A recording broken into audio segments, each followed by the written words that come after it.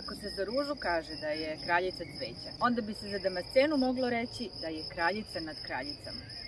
Razlog je nepotrebno navoditi kada se priđe i pomiriše ova divota. Trenutno nije u punom cvetu, jer za to ima vremena. Ona cveta od polovine maja pa negde do kraja juna ukoliko imamo sreće. Za razliku od nekih drugih ruža koje takođe mogu da se koriste, ona se bere u svim fazama, od ove najranije kada tek počinje da se otvara, pa do punog otvorenog cveta. Pa tako sada u vreme pupuljka berem cele, još neotvorene cvetove, a onda ću da ih sušim i od njih spremam najdivniji, najmirisniji čaj.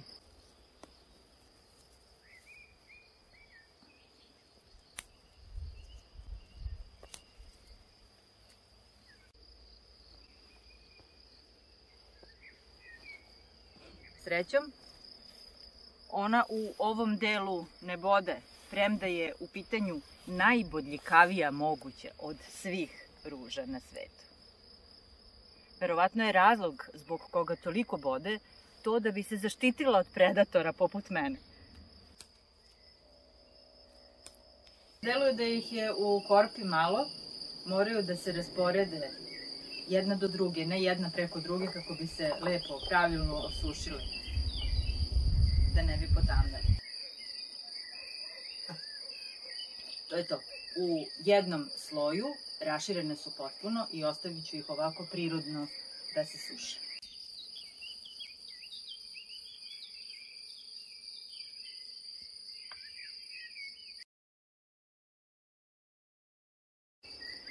Kako ovde u selu Veselo nemam nikoga ko bi me menjao i brao ruže umesto mene dok sam ja preko nedelje u gradu, u periodu kada Damascena najintenzivnije cveta i kada mora da se bere iz dana u dan, uzimam slobodne dane, koristim deo godišnjeg odmora i dolazim tu i berem je svakodnevno.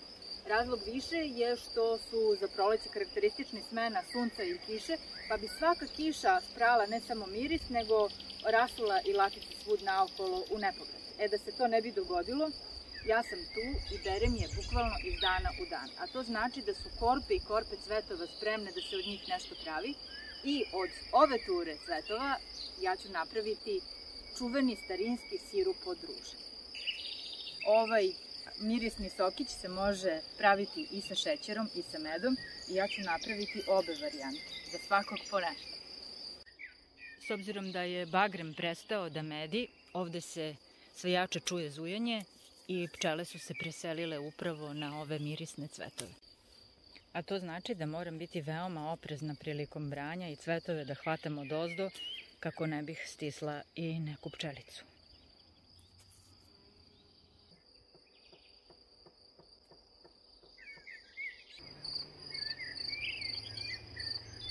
Za sok od ruže treba će mi isključivo latice i kad je suvo vreme koristim priliku da to uradim napolju, premda je izuzetno romantično i ukoliko se one raspu recimo negde po sobi ili kući.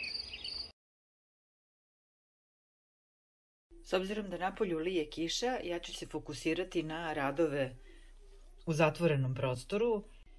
Bilo koja mirišljava ruža može da se iskoristi za pripremu ovog sirupa koga karakteriše upravo to, intenzivan miris, cvetna floralna aroma i najčešće lepa rumena boja. Boja kod upotrebe ove svetlo roze ruže neće biti tako jaka kao što je to slučaj ukoliko upotrebim onu crveniju varijantu mirišljave ruže.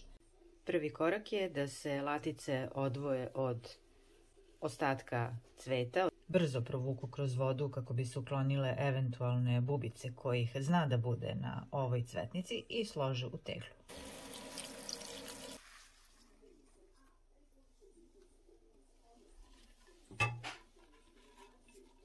Ono što je važno je da svaka latica bude potpuno čista, lepa i samo takva ide u teglu za sok. Da je tegla puna, to za ovaj aromatični sok nije dovoljno, pa ću staviti još sve ovo. To znači gusto ću sabiti latice, a time ću dobiti sok, odnosno sirup, intenzivnije arome. Odozgo ću usuti jednu kašiku limunske kiseline i zaliti vodu. Voda je upravo proključala i njome zalivam cvetove u tegli. Ovo trenutno blanširanje će promeniti boju latica, posvetleće i sabiće ih negde na površinu, pa ću ih ja gurnuti malo niže i onda ovo moram da utoplim. I teglu odmah zatvaram.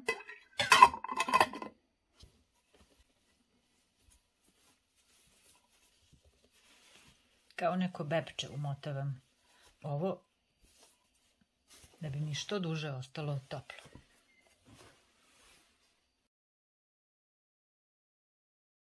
U drugu teglu ću ubaciti latice tamnije boje, pa će i finalni proizvod, odnosno sirup od ruže, biti rumeniji.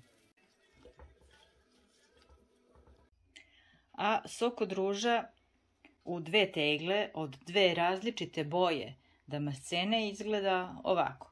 Ovo je ovaj svetliji od roze ruže koja je za 24 sata postala skoro bela i ova druga od rubin crvene, svu boju je prenela na ovaj sokić, a ona je zadržala bledo roze boju. Ono što sada predstoji je ceđenje ovog soka i presipanje u šerpu.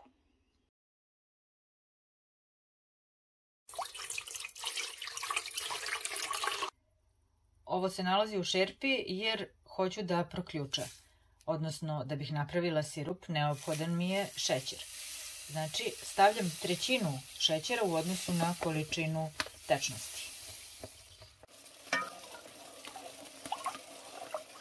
Čim ovo krene da vri, sklanjam sa ringle i sipam u flaše koje se trenutno nalaze u rerni. Vrele flaše i vreo sok znači da ovaj sirup može da se konzumira u produženom roku do sledeće sezone, odnosno do sledeće godine kada ruže ponovo budu cvetale. Sirup je krenuo da struji i odmah ga prebacujem u suve i vrele flaše.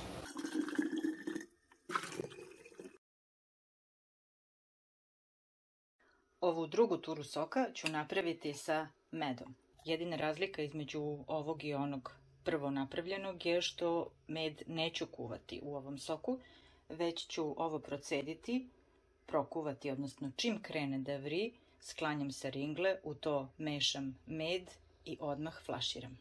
Čim ovo krene da se komeša i ovaj zvuk da se čuje, odmah sklanjam sa ringle i sipam med. Opet 1/3 u odnosu na ukupnu količinu soka. Znači, med ne kuvam za razliku od šećera, već ovo samo promešam tako da se med otopi i odmah sokić ide u flaše. Konačna boja soka zavisi od boje latice koje su upotrebljene, kao i od zaslađivača. S obzirom da je ovde med, sirup nije bistar, već je mutan upravo zbog upotrebljenog meda.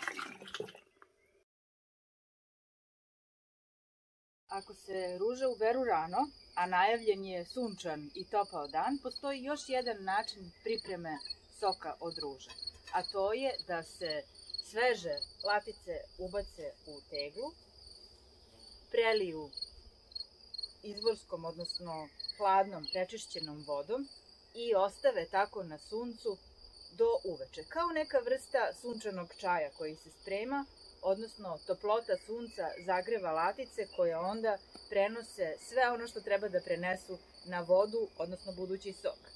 Jedino što se dodaje kada se laticama napuni tegla, pre vode, je limunska kiselina. Uveče kada zahladi, ovo se unese unutra, umota se opet u onaj peškirić da se zadrži toplota u tegli, a onda sutradan se ponovo iznese na sunce i tako se infuzira još jedan dan.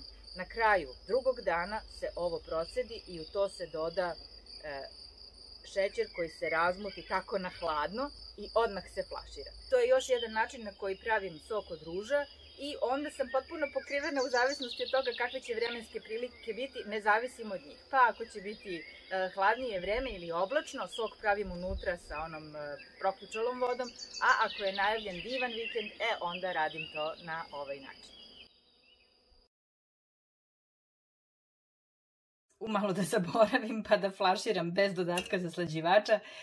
Naravno, pre nego što ovo sipam u flaše, nakon što uklonim latice, u sok dodam i med. Za ovu varijantu gde ne zagrevam sok, koristim med, a ne šećer, jer i onaj sitan šećer ostaje u granulama i morao bi dosta uporno da se meša kako bi se otopio. Da bi to išlo lakše, brže, a na kraju da bi bilo i zdravije, koristim dakle med u ovoj opciji sa nekuvanom vodom, odnosno sokom ruže. I što se tiče količine, odnosno odnosa, 30% i ovde, mislim da je to optimalna slatkoća, međutim, to može naravno da se poveća, čak i do odnosa 1:1 i da se dobije baš jako koncentrovano, odnosno slatko.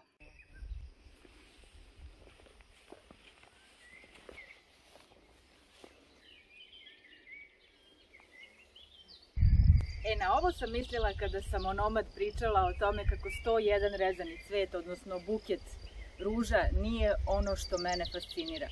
Umesto toga, priuštila sam sebi sadnice ruža. Na taj način se ova moja neverovatna avantura sa ružama nastavlja.